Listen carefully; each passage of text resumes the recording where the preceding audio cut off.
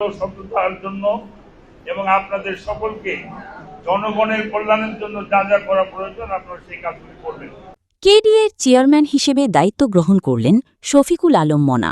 বিস্তারিত দেখুন প্রতিবেদনে।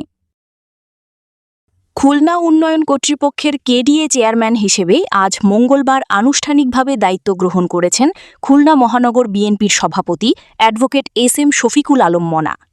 দায়িত্ব গ্রহণ অনুষ্ঠানে তাকে ফুল দিয়ে শুভেচ্ছা ও অভিনন্দন জানান খুলনা সিটি কর্পোরেশনের প্রশাসক নজরুল ইসলাম মঞ্জু। এ সময় কেডিএর কর্মকর্তা কর্মচারী সহ বিভিন্ন শ্রেণী পেশার মানুষ উপস্থিত ছিলেন। দায়িত্ব গ্রহণের পর নবনিযুক্ত chairman advocate S M. Shafiqul Alam Mona খুলনাকে একটি আধুনিক, পরিকল্পিত, বাসযোগ্য ও দৃষ্টিনন্দন নগরী হিসেবে গড়ে তোলার দৃঢ় প্রত্যয় ব্যক্ত করেন। এই নগরকে আমরা সুন্দর, বাসযোগ্য একটি নগরী হিসেবে আমরা গড়ে তুলতে চাই।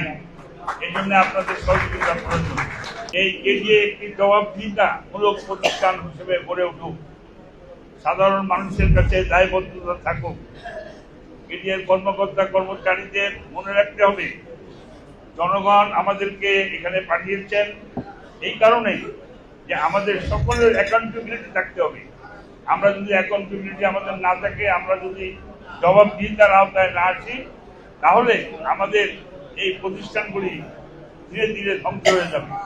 আমি সেই কারণে সবাইকে বলবো, আপনাদের আজকের একটি মেসেজ আমি দিতে চাই, সেটি হলো সততার জন্য এবং আপনাদের সকলকে জনগণের কল্যাণের জন্য যা যা করা প্রয়োজন আপনারা সেই কাজগুলি করবেন। এর বাইরে করার কোনো সুযোগ ইনশাল্লাহ আমার টেনিয়রে আমি এটা কাউকে করতে দেব না, এটা আপনাদের মনে রাখতে হবে। আর আরেকটা বিষয় হলো পরিকল্পিত নগরায়ন। আর আমরা এটাকে ডিজিটালাইজেশন করতে চাই।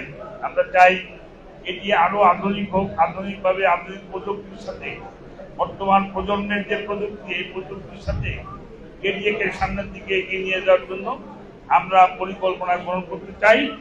নবনিযুক্ত এই চেয়ারম্যান বাংলাদেশ জাতীয়তাবাদী দল বিএনপি-এর চেয়ারম্যান ও প্রধানমন্ত্রী তারেক রহমান প্রদত্ত এই গুরুত্বপূর্ণ দায়িত্ব যথাযথভাবে পালনের জন্য খুলনাবাসীর আন্তরিক সহযোগিতা, মূল্যবান পরামর্শ ও দোয়া কামনা করেন।